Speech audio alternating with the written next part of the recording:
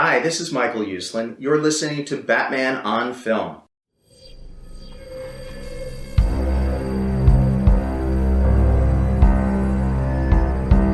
I'm vengeance. I have given a name to my pain.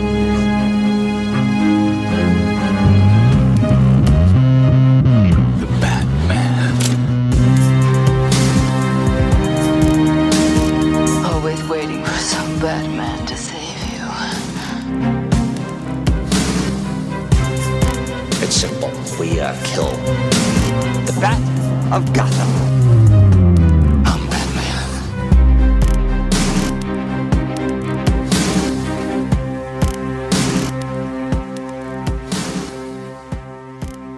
And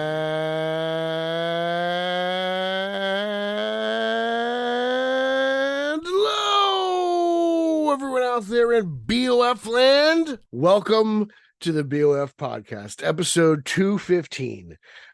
This is what I like to call the feast or famine style of BOF podcasting. I will just randomly come out with 3-4 episodes in the course of a week, and then I won't do one for 2 weeks. So get used to it.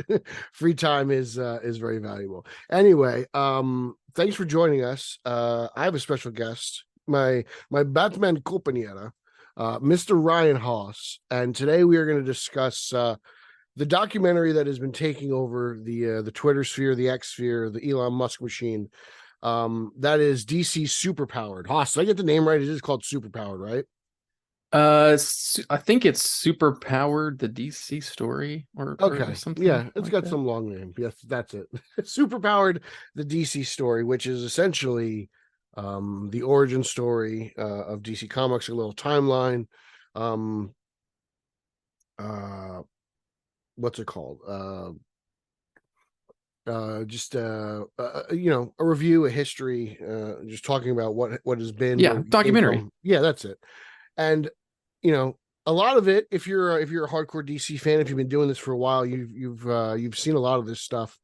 You've heard a lot of this stuff. Various people. Our good friend, Mr. Michael Uslan, of course, makes various appearances throughout the documentary, talking about all the good stuff. And Mr. Uslan is he's not scared to make an appearance at a comic convention and tell these stories. So I've heard these things numerous times, and each time they get better and better. So They're so good. Yeah, I mean, and he's got his 2 books and stuff. You know what? I just found out a couple days ago. Mhm. So Michael Uslan has currently 2 books, or 3, kind of, if you count like so he got The Boy Who Loved Batman, which is his main like autobiographical memoir, but then he did a second edition, which is what we got signed at New York Comic Con a few years ago, that has more stuff in it. And then he's got what's the next one called? Batman's Batman. Yes. I just found out he did, and he should have told us this, but he's got audiobook versions of it where he reads the books. And I'm like, I should have done that. I should have done that. A little nighttime story with checked. Batman's Batman.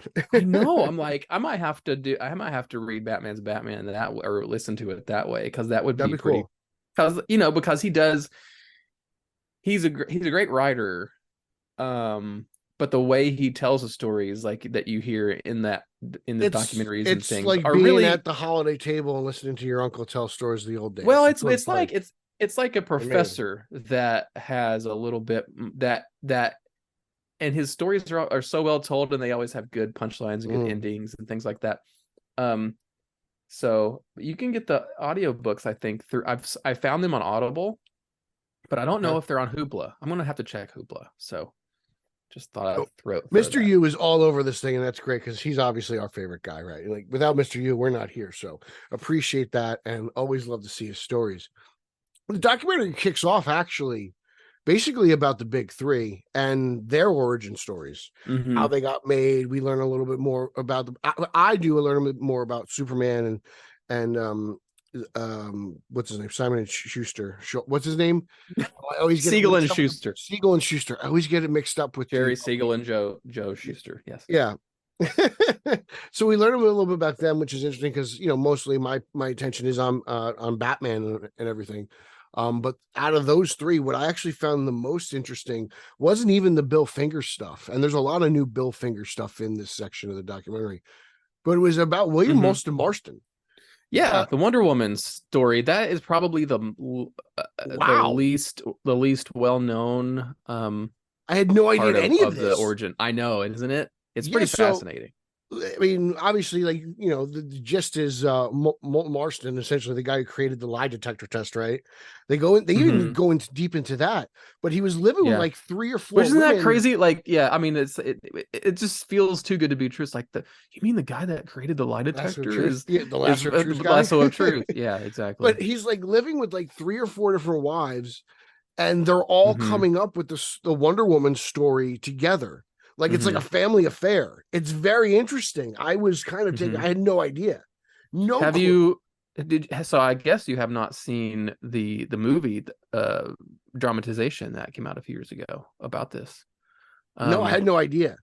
Yeah, I mean, it's I think Ricky Church reviewed it for maybe Flickering Myth. He gave it a really good review. It's called Professor Marston and the Wonder Women. So it's the whole dramatization of that. Yeah. Well, I was like, wow, because it seemed he seemed to be a man ahead of his time. Yeah. So, you know, out of all these other stories, like, of how, like, you know, Batman and Superman kind of get created, and you kind of understand where, you know, those guys, like, you know, everyone seems to come off with like, well, I was bullied as a kid and I wanted to be like, you know, girls ignored me. And it's just like, I was like, okay, this is kind of okay. You guys are nerds. Like, all right. So you came up with these characters, but like Wonder Woman is it's completely different from those two. And I'm really shocked at how, because I think all superheroes are kind of like the same, right? I mean, it's a tragic story. They all have their city to protect. They all do their thing, right? You're like, like the classic superhero. Yeah, well, it's classic superhero, or just like the hero's journey, storytelling tropes. Yeah, there's a lot of commonalities to it, and of course, you're going to see that in the oldest superheroes, but that they've endured for a reason, right? You know, even if you are the cynical, well, of course they endured because they're a big company and they spend money and blah, blah, blah. I mean, but if they weren't great characters, they wouldn't. They would have faded into it. I mean, think of how many bad characters we see come and go, you know? I don't even... These characters have literally stood the test of time. Nobody's talking about Bloodwind, you know? Or whatever billion characters that got created in the 90s with foil embossed covers or whatever. I don't even know, right? Yeah. So that was very interesting to me. I couldn't believe it. I was like, what? I was like, man, I never would have guessed William Moulton Marston to have like a harem of women helping him create this Wonder Woman stories. And I was like, man, that took the cake for me, even over the Bill Finger, Bob Kane stuff, over, you know, all the Joker stuff and all that jazz, because, you know, I've heard that stuff over and over again. As much as I love it, to hear something new was really great. And then to go into like even further, we hear guys like Phil Jimenez talk about his experiences with Wonder Woman and everything. He's so great. Yeah. And I never hear Phil talk. Like, I always see Phil on Twitter, and like I just found out like within like Twitter's great. He's great, and it's like I didn't know he was so jacked. I was like, I know he's got to be the buffest guy in comics. Well, there's some there. I don't know. There's some buff, up there too. There's some buff guys. But he's up there. Like, yeah, it feels great to listen to. I have an invisible badge here that you can't see, Peter, but I got this because I watched every single episode of DC Daily on back when we had DC Daily, which was part of the DC Universe subscription service, which, you know, and now it's just comics, but it used to have the visual. It used to be a streaming service, right? Yeah. And DC Daily was their daily news show, and I was so impressed that they were able to actually do an actual TV show every day. It was like DC News. It was great. Yeah, no, I remember it was good. I watched myself.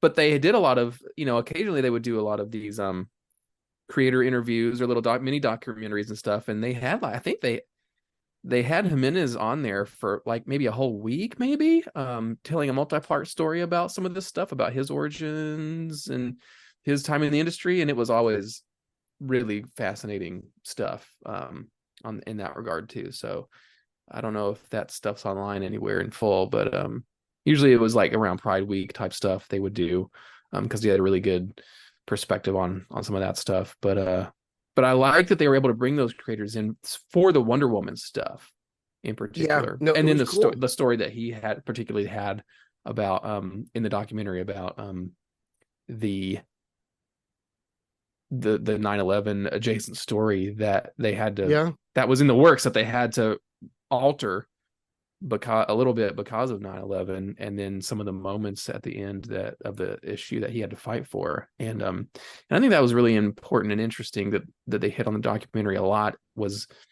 you know, is the back and forth between fans and comic creators and comic editors. You know, I'm sure you have a perspective on this, Pete, but like comic book editing can make or break a book. And it to me, I don't know, it's interesting. Like, to me, it feels like a lot of times like editing is at odds quite a bit with the creators, you know, like well, it's always the editor doesn't get enough credit because they've got to keep it all in line. Yeah, when the books aren't good, it's like, oh, is it the editing or whatever, or the oftentimes it's more of the line wide stuff, like, oh, the entire books have to be connected to all this stuff, and or Batman can't say this, or Superman doesn't do that, and even though it might work within the confines of their story, maybe it's not what the editor wants for the larger DC or whatever. So all that stuff is pretty interesting to me. Yeah, you know, and I thought the documentary did a fantastic job of picking out the right people to talk to. Like, because right now we're talking about like Phil Jimenez for Wonder Woman. Obviously, you had Linda Carter, Gal Gadot. Like Phil, obviously Phil is probably the Wonder Woman like creator at the moment right now that I probably have the highest regard for, because George is no longer with us. Right, so right. I mean, like to get Phil there, it was really special, because it's like, you know, outside. I mean, Azarello did a pretty good run, but I still don't think it's as good with the stuff that Phil has done, you know. Right. So, and Phil's done it over the years. Like, it's not just one run. It's like it's like, you know, that. And they have Joelle Jones in there. They did. They did. Joelle, she was in there. She's good. For Wonder Woman. I still think she's. But Jimenez did a whole run, right? Yeah. Like, yeah, and like I said, I mean, he's been doing it. Again, he comes back every now and then. He'll do like an issue, an arc, or whatever. But you know, to get him on there, it was fun to hear him, because, and then eventually, I like Joelle Jones a lot. I'm a huge fan of hers. So to actually, to finally, I've never heard her even really speak that much. So to you had texted the group about that. Like, I love Joelle Jones's artwork. I think probably through DC Daily as well, they had Joelle Jones on there a few times too, and she's great. Like, she's a very fascinating, probably one of the most, I don't know, in the modern era, like a really fascinating, really not great artist. And what's great about her is that she's in this storyteller. Yeah. Like, she's in this part of her career where she's not resting on her laurels, and it seems like her style and voice continues to evolve in the projects that she does. And it's cool to see DC give her these different opportunities with things like with Wonder Girl, or the Catwoman run she's done, where she got to write it and draw it and redesign the character as well. So exactly. Like starting out with the Tom King run of Batman, and then going on to doing her own you know, her one woman show. Well, I'm sure she's had like inkers and things like that, but like writing and drawing is no small feat on a monthly book. You know, I guess that's why it lasted a few arcs before they you know, popped onto other creative teams. But yeah, like, it was really cool to get her thought process and creative process in that documentary for some characters. As we're talking about Joelle, she brings up creating Yara, and it basically she goes through old sketches. Wonder Girl, the new Wonder Girl. Yes, Wonder Girl. The new Wonder Girl, and she goes. This is Batman on Film Show, so we got to explain extra stuff, because people. I forgot people don't read comics. Get on it, Holzman. But to see even Joel set up, Jim Lee set up, like in their office, how they work. Like there was Jim Lee's spots, office. like, You get to see Jim yeah. Lee's office. That Well, was just awesome. just to watch them just illustrate like a character is fascinating because like I don't do it this way. Like I have my Yeah. I have a doodle pad, I have a pencil. Like I'm just using like a Yeah. number 2 pencil. Well, I mean, You know, I guess like, the to best see the professionals actually in just slightly Yeah. do their thing is very Yeah. impressive and very cool for me. I guess a good compliment for an artist, maybe Great B-roll is that. what I'm saying. Well, yeah, it's good B-roll, but it's like you read a comic, and it sounds silly, but you read a comic and you don't always think about that. Oh, like a person drew this, or a person like, oh, it just appeared. This artwork it's just here. It's just whatever. But to see the creators creating is a cool perspective that you don't always see, and I always have to get to toot my horn for a second and be like, well, when we were at New York Comic Con, I got to see Jim Lee. I stood right behind Jim Lee as he was, drawing Harley Quinn on a giant mural for like an hour. And that was fascinating. It was fascinating. You just it's like, how do you, mesmerized. and he just does it. Like he just did it. Like he had no references or anything. He was just like, well, I'm just going to draw a giant Harley Quinn. And it evolved out throughout. It's like that scene in Batman Returns where Penguin's spinning the umbrella. Like it doesn't matter; it's just black and white. You just get mesmerized by it. He can't help it. The strokes of his pen. Yeah. Some of the one of the things particularly that I really enjoyed is, I believe it was part 2 of the documentary, or it might have been part 3, where they focused on Dan DiDio and his time at DC Comics. For me, it was interesting that Dan came back for that documentary. Like it's been, obviously Dan DiDio got fired a while ago, pre Rebirth. Was it before Rebirth? Before Rebirth? I forget when 5G was supposed to take place. Yeah, it must have been before Rebirth then. Yeah, so he's been gone for a while, and to be honest, that era, that lead Dio Nelson era of DC Comics is probably the greatest era of comics of my life.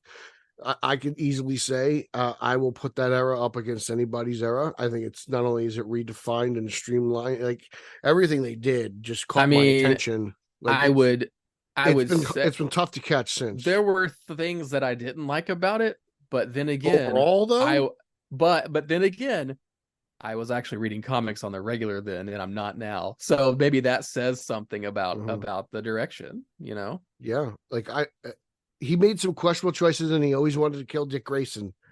But some of the books that came out of that era were fantastic, and we learned that Flashpoint wasn't supposed to be the reset, which I found very interesting when they talked about that.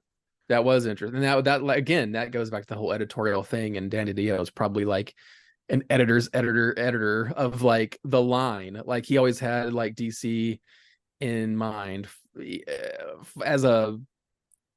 as a media property, right? Where he's like, well, we got to do something. I mean, it was him and Jim Lee that had the whole New 52 thing kind of cooking, and that's why they latched on to Flashpoint and made that the starting point. So I thought that was fascinating. That is something new I found out, and I appreciated that. I don't know, what are some of the other high points for you, Ryan? I mean, I liked when they got into the film stuff. Of course, they like really launched off. They've got James Gunn front and center. He's one of the first people you see in the first episode. Someone was a little absent. Well, it was somebody. Well, they get into the films. They get into Nolan's movie. They get into they don't shy away from Zack Snyder's films. No, he's just not there. Like they even get I mean, he didn't do interviews. He's busy making Netflix Star Wars. Rebel Moon. Okay, yeah. But and they had like archival interviews with Nolan. We love Nolan here. Yeah. And the thing about the movie stuff for me was just like, I've lived through it. Like it's kind of like of course, comic book stuff that I love the most. But then why are you watching the documentary? I mean, you expect that. Oh, yeah. I mean, I'm looking out for stuff I don't. I'm watching it because of this is a documentary about something that's a huge part of my life, right? Like if I didn't know the movie stuff, if I didn't know the movie stuff, I would have not paid more attention, but I probably would have liked it more. Oh, yeah. Everything post Nolan Nolan in post, I feel like because of Batman on film, I have Right. such a deep You knowledge just of how the sausage was made. Like Yeah. I could tell you every dinner for that whole that like decade. Every course. Yeah. Yeah, of course. And So, that's the thing too. It's like it was cool to see.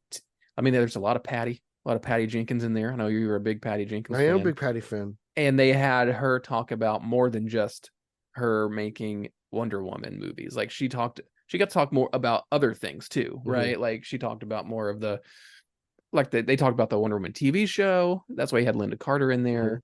And more about like comic books, earlier iterations of comic books or earlier eras, which is why Uslan was so useful in there.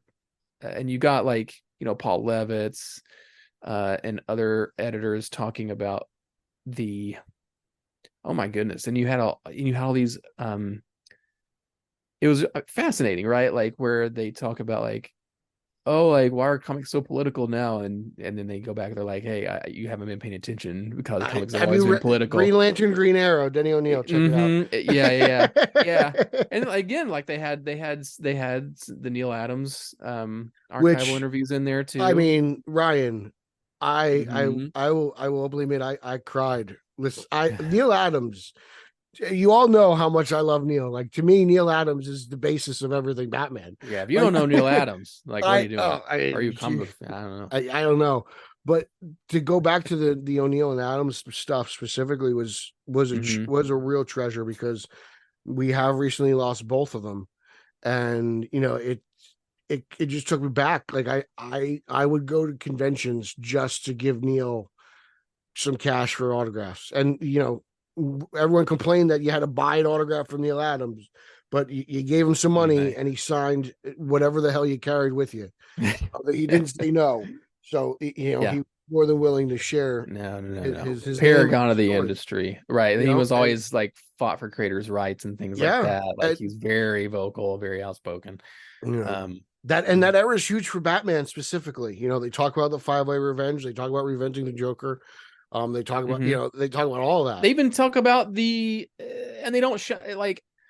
We talked to some of our friends about this, and some people said that they thought I don't want to name names on the show, but some people said that they thought the documentary is a little too fluffy, like a little too by the time they got to like Arkham Asylum, they were like, and by the way, we also make video games.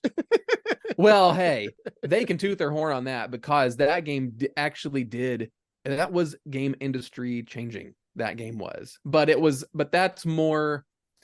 But when I saw that part, I did agree. Like, well, that was more on like that studio and that team, and not because DC didn't have anything to do with that game. Like that's more like they let the game makers make a good game, and they had the ingenious choice of going. Letting the Paul Dini write it and have like animated series people be the voices. By the time we reached that part of the documentary, I said to myself, if you take it literally MCU out, DC has dominated Marvel in like every aspect.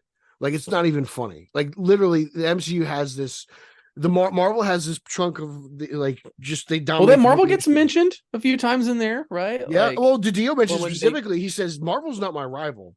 TV and film are my rival because, and this is one of the greatest questions. This is why I'm like, God damn, I miss you, Dan, because I think I was like, you know what, you guys complained about Dan. Making comics with Frank Miller now. Yeah. But it's like, I'm like, you know what? He said, like, if the movies and the TV shows become the faces, then what we do in the comic is totally irrelevant. And he's like, my competition is TV and film. And I'm like, I think DC misses Dan a bit. I mean, it's a bullish yet necessary frame of mind to have, right? Where it's like the tail wagging the dog kind of thing, or vice versa, right? With the comics, it's like, and they do say that somebody says that in there about like how comics are like an incubator for the ideas that will power the movies and stuff. But like and it's easy for people to forget that because like every few years it's like, comics are on the brink, comics are gonna die, comics are gonna. How long has print been dead for? Oh my gosh, I know.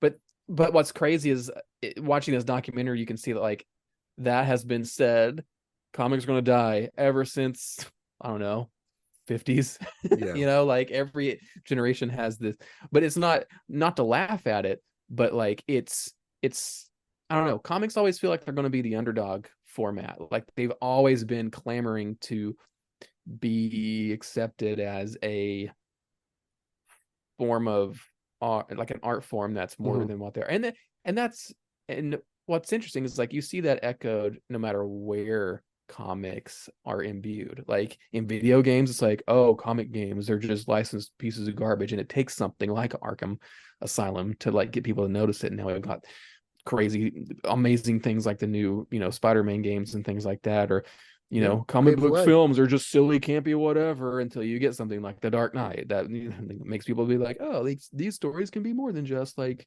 popcorn fluff or whatever. Comics are just kind of an easy target, right? Because they are so kid stuff, but they are so prevalent, and they at these days it has seeped into all forms of media. Like if you look at any kind of media, comics are going to be represented there in some form or fashion. So they're easy targets, right? But they also are our modern mythology, and it's a good common point for any age, race, creed, gender, anyone to kind of tap into your humanity and use the storytelling to that degree. And it's a shame when people discount that. You know, well, you know, you're kind of what you're saying to me kind of reminds me of the CW. People discredit that. They kind of shortchange it. Yeah, a bit. which the CW gets a good highlight in. It gets a great highlight in this documentary. We get a lot. We learn a lot from Berlanti, and you got a lot how of he was Berlanti like in there. I like how Berlanti goes, we built the universe the way the comics did, better than at a time. He kind of dunked on the movies and stuff. It's like I felt, and I was like, hey, and he's kind of right. He's earned the right to do that in the Arrowverse heyday, which they talk about it. They're like, when we were firing on all cylinders, we had like 5 shows, and they were all, and it was like, you were going to the comic store and you buy 5 different series, and they all kind of connect together sometimes, or sometimes you'll get an issue and one character from another series is in that just for that week. And it was replicated on TV. It was kind of a magical time, and it was, you know, it gets a lot. Looking back on it now, people discredit it a lot now, and for them not to so do much it now because it's off air. Well, for them to do what they did with that kind of budget and that kind of shortened time frames compared to the Arrowverse then is more coherent and cohesive than the MCU is right now. Currently, you know what I mean?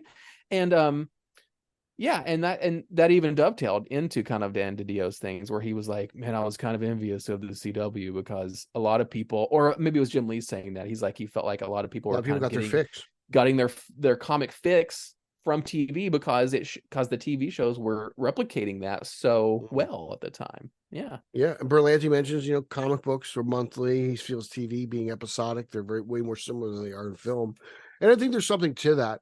I think there's something to what Jim Lee was saying. I don't know if people were necessarily getting their comic book fix, but I think people were getting their superhero fix from the CW. Yeah, you know, because that's the way you have to look at it now. It's like, I don't think you could take the comic book fan out of the comic shop. Or the digital, like the comic book fans will buy their comics, whether it's physically or, God forbid, digitally. They'll buy their books, but to get the average person just know who the Green Arrow is, you know, to catch that and lightning in the bottle, I think that's important. And I really appreciate them for not shying away from the CW. They leaned into it. They leaned into it heavy. They did.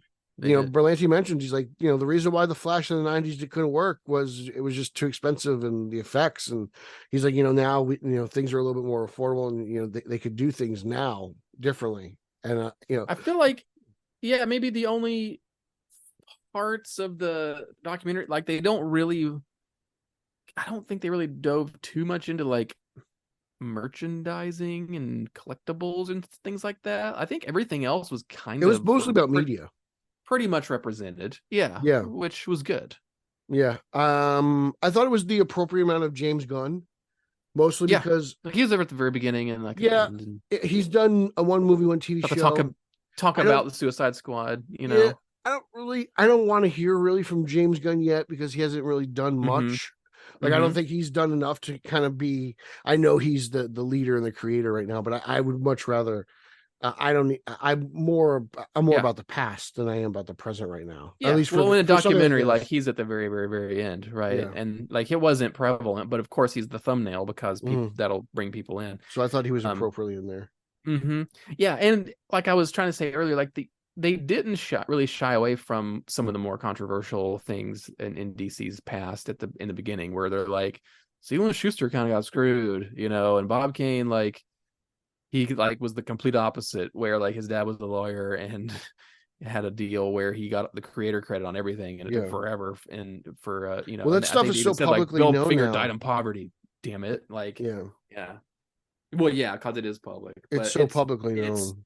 I don't want to say refreshing, but it's good that they're able to like that stuff is you know makes it into the documentary on their own service, right? Like they're not saying all of that stuff happened. Hey y'all, it's Bill Ramey, founder of Batman on Film. Let's take a quick pause in this podcast for these words from our sponsor. Yeah, I mean, oh my God, there were so many good interviews in this documentary. It was a treasure to see Carmine Infantino, even though I mean he mostly talked about the Flash, but to actually Yeah, hear they his kind of voice, they didn't that was that for me. That's probably one of the more special things.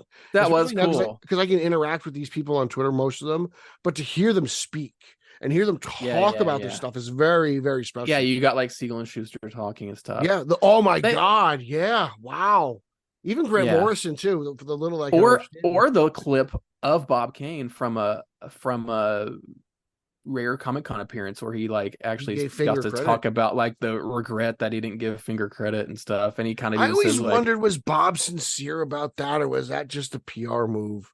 Because to be honest, I don't know if he was ever sincere. I think it started to weigh on him towards the end. You know, I mean, he probably felt guilty. He totally felt guilty about it towards the end. Yeah, like there's like decades of stories of him like Bob Kane in quotation marks could never exist today, you know, with social media and stuff like that. There's because like that whole thing would have been canceled a long time ago.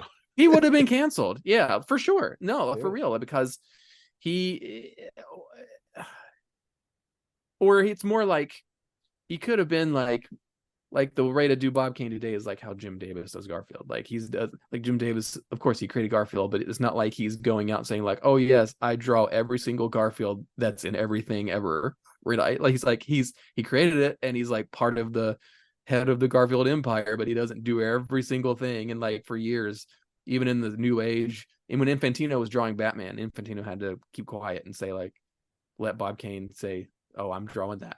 You know, and so interesting. And that's when, and you go back to the comics of the day and you read the letters to the editor. There's people that saying like, "Hey, is Bob Kane actually drawing this?" Because a lot of people called him real out, different and stuff. And then so there's some Lauer dives into that, I think, in one of his Batman Book Club episodes with the Batcave Companion, because there was a great chapter in there about kind of Bob Kane being outed and canceled back in the 60s with the Batman, because there was a Batman fanzine that kind of tries to start exposing it, and then Bob Kane wrote them kind of a big nasty letter, and he's like, I did all that, like, this is bullcrap, you're trying to cancel me. It's crazy. It's a crazy story. Well, the documentary does show you how dirty the comics game was.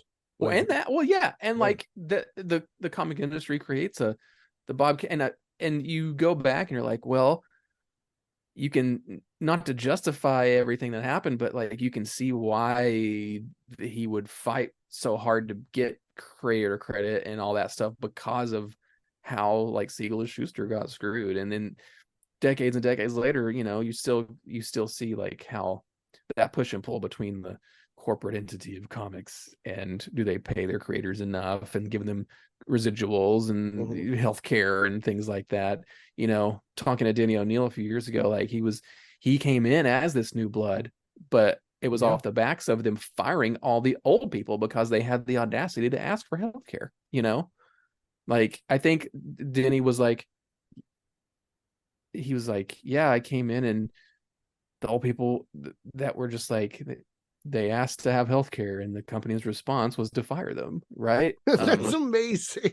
Yeah, Fire it's them. like, let's bring in some new blood, as long as there's a comic on a shelf next month, we're fine, right? Like, so yeah, it was good to that the documentary, like that stuff is in there, maybe not beating you over the head with it, but it wasn't being ignored. How did you feel about the coverage of 66 within the documentary? Good. I mean, I thought it was good. I've heard Uslin's story about it that way a few times at this point, but the way they used it in there was good, where it was that two-pronged thing of like 66 was necessary because without it, Batman could have been canceled as a comic, and it kind of saved Batman. It probably saved a lot of comics, but then it was quickly discarded with the times changing. But then also it kind of created kind of a, even though the comics were able to change and get darker, it kind of created a public stigma around like what they thought Batman was until the late 80s. It's very interesting. It's very interesting because I feel like as the show was going on, Batman was changing, right? The 70s Batman was kind of taking over in a way, and yeah, well, it was because that and because the world changed too, right? Yeah, it's so different. And then the documentary does a great job of pointing that out, and it makes you think about it, like, oh wow, yeah, like imagine reading Batman monthly and then going home to watch Batman in like 1967. It's a little different, Yeah. You give it that 1 year of like 60s flair and space age technology, and I got to look it up, but I got to see exactly when Batman makes that turn. But it's fascinating. It is. I love all these old clips and seeing the black and white stuff, and the guys on the floor actually blowing up the the balloon thing or whatever it is, King Tut. Like I love again, the B-roll in this is so good. I could watch B-roll without any context, without any voiceover. I could just sit there and it's fascinating to me, just behind the scenes stuff. Yeah. Like watching them, sorry, I took a drink. Watching them walk up a wall. It's so amazing. It's incredible. This show, there was one point I didn't like 66. I kind of shunned it. I did that move, I feel like it's a move everybody does in their Bat fandom. At some point, you denounce 66 because it's so bright and colorful, and you could see sometimes Adam West sweat through his suit. It's not good enough for you, Yeah. But I'm glad I turned the corner on that, because I actually have come to really love it a lot and appreciate it for what it was. So yeah, just like any comic thing, you have to like, it has to. It's a good litmus test for comic book fans and consumers to be like, no single interpretation of Batman should ever be like, oh, that's the only, that's the way Batman should be done. That's my Batman. Like that's the only way to do it.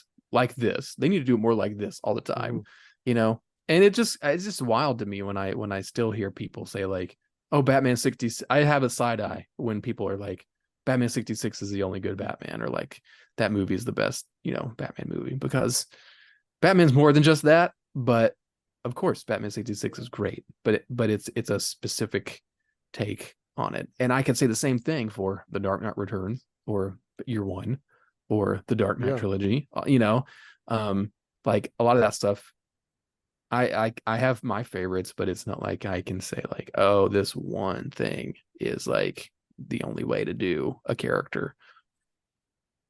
If I had to say, as we're doing this, I'm scrolling through the documentary and I'm trying to refresh my memory, because it's 3 hours long of things I liked. So it's like, I think the only thing they don't cover is Green Lantern.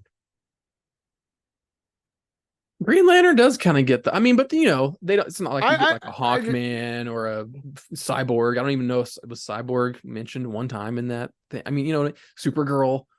They really kind of do keep. You get like it's almost like there has to be movie analogs, right? Did they talk about Shazam with the new Shazam? No, Shazam gets a whole. That's why I mean Green Okay. Lantern the movie, not the character. It feels like you had to start with the Film. movie. That's why you get Harley Quinn and Suicide Squad in there. Harley gets a whole segment of the like of the you got Paul documentary. Dini in there. Yeah. Yeah. You know, BTAS gets a whole segment. Like it, Mhm. I'm just thinking about like that seems that that's the only film that was kind of left out in terms of getting represented, because the Snyder stuff gets representative. Miller's, I was gonna say, Reeves stuff gets represented. Nolan, Burton. Trying to think, did Joel? Maybe Joel got a little bit of shorthand here. I don't even know if those those films were they mentioned? They mentioned 89, obviously. Did they mention Batman and Robin? Because I don't remember if because I watched this documentary very in close proximity to the Warner Brothers 100 documentary, and they do go into that one too about like Batman and Forever and Robin, and like how they had to be reinvented. And I don't remember if they got that deep with it in the DC documentary specifically. I don't think so, because I don't remember seeing Akiva. I feel like Goldsman would have popped up at some point. I don't remember seeing him. But I'm trying to think. Like, I think Green Lantern and the Schumacher stuff are the only things I really haven't seen. Because when they do Shazam, they talk about the old TV show. They talk about everyone's old TV show. I'm trying to think. Wonder Woman, Batman, Shazam, Flash, all those guys got repped. Yeah, you know, I mean, don't get me wrong, they covered a lot of stuff. Like, I'm not complaining at all. Yeah, you know, I liked, again, going back. Oh man, because now they're going back to Danny O'Neill, and now I'm seeing it, just hearing the pitch that O'Neill had, was, I want to take a liberal and a conservative, and I'm putting them in superhero costumes, and I'm putting them on a road trip, and I'm like, we kind of need that today. Yeah, it's for real. Yeah, but you know, like it was cool. It's like the let's put Rick and Justin in a car and just drive them around this country. Oh boy. Yeah, how many issues would that last? But they also did talk about, though, like that endured, but Denny was also behind the Diana Prince like super spy arc too, and they talked about that quite a bit in the series too, where they're like, oh, Wonder Woman took away her, you know, they took away everything that made her a Wonder Woman, and then the people complained about how, you know, it was like, no, we like this the way she was. She's like a feminist icon and this and that, and she came back. But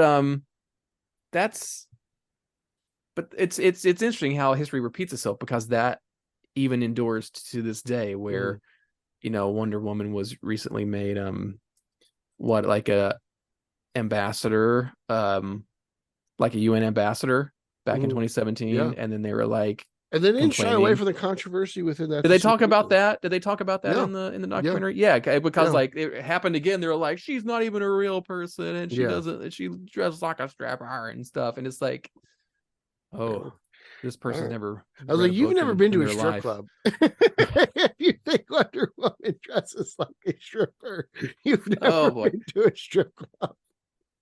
Oh boy. Oh geez. I'm sorry. Yeah. I am very actually pleasantly surprised that this documentary didn't focus so much on comic books and the comic book history, and not just on the films, because I feel like this would have been something they would have really just leaned heavily on the movies. And the movies are a big part of it, obviously. Like they meant, you know, the whole move from New York to LA and chasing Hollywood, like that's a big part of it. That's all in the documentary. They admit that. Like it's kind of cool how open they are in this in some aspects. You know, I got to give them credit. I mean, I remember the day they moved. I was upset as a fan. Like it was cool to have Marvel and DC in New York.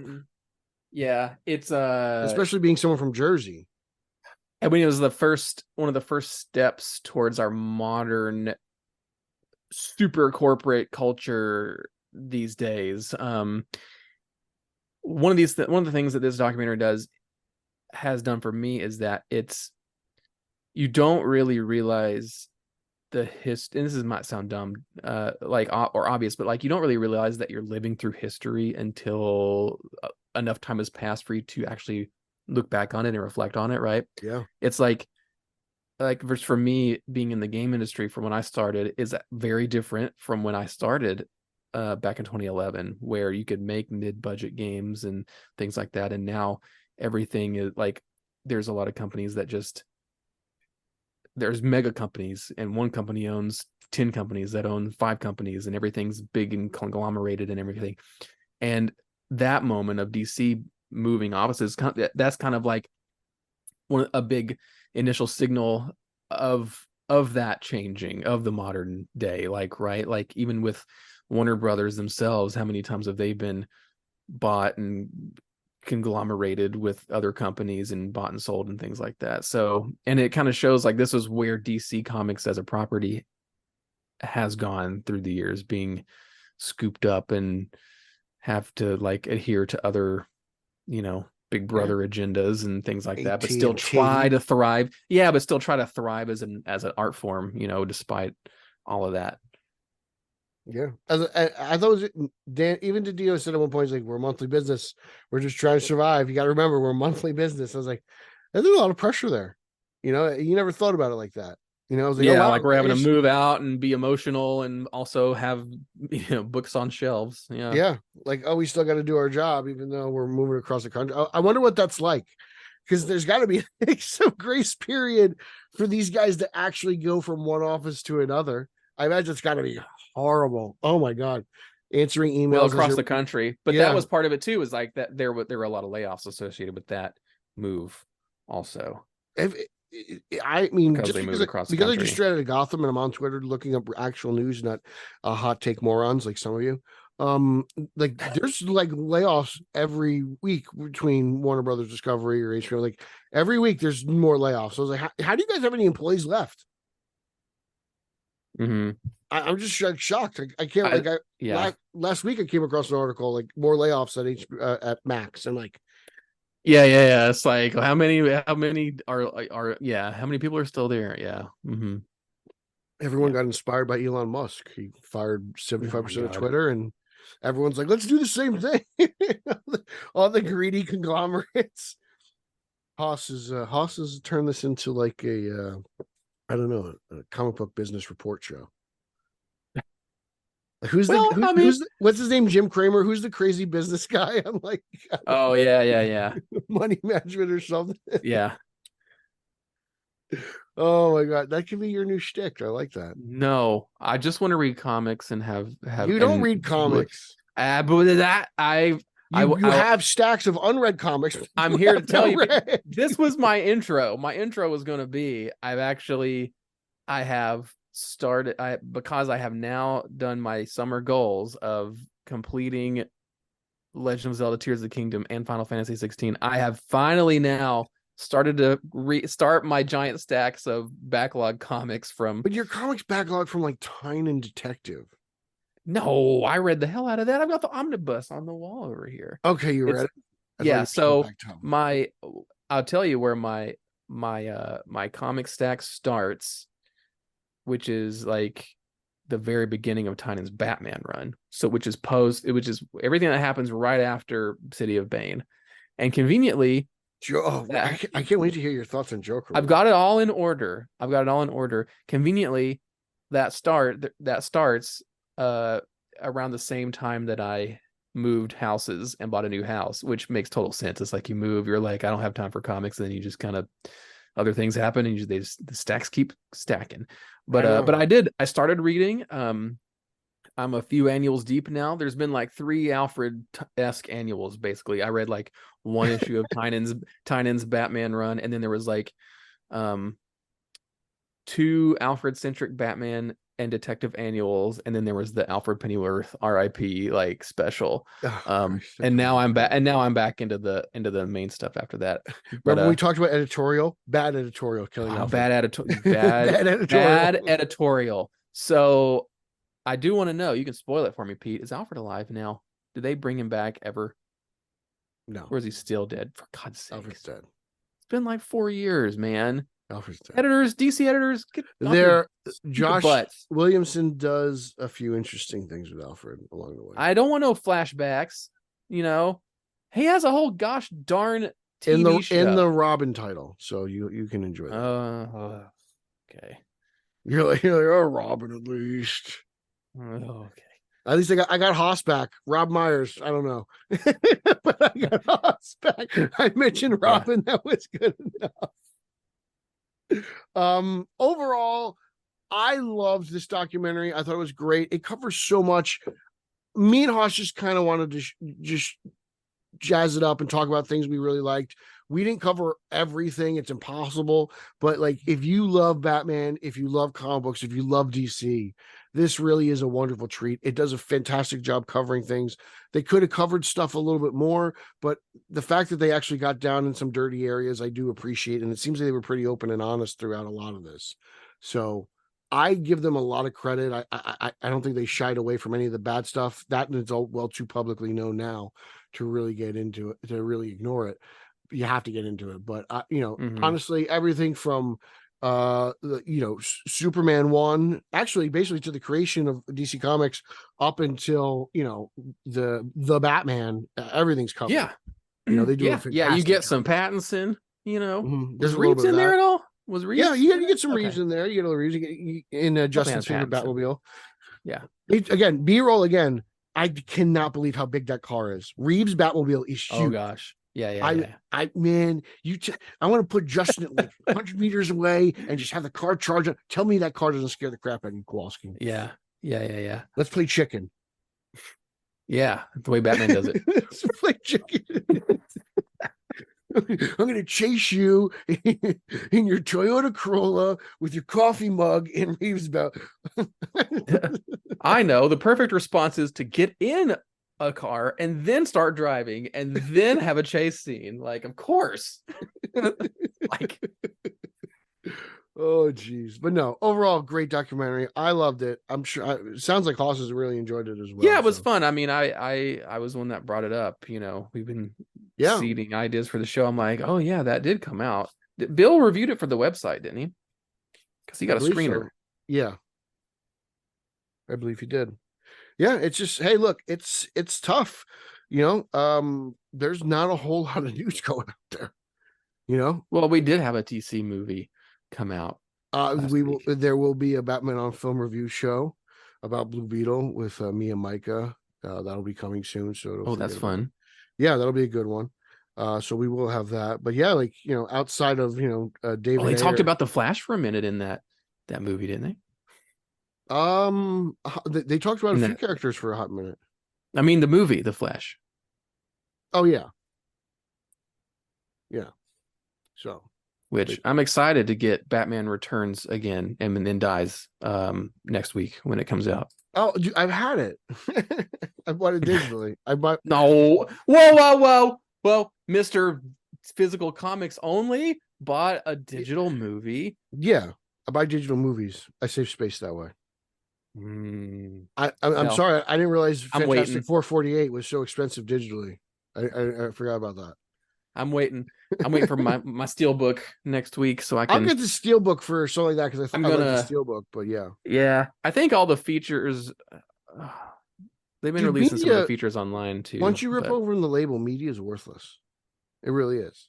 It's worth whatever it's worth to you, Peter. No, but I'm saying, yeah, to me, it's worth the movie. It's worth the $20, and I can watch it and enjoy it. But I'm just saying, like, once you open that label, like, there's a difference. My Joker, what's it called? My 5-Way Revenge, like that's special. I have that. Yes. There's difference. But the disc is better quality. That's my thing.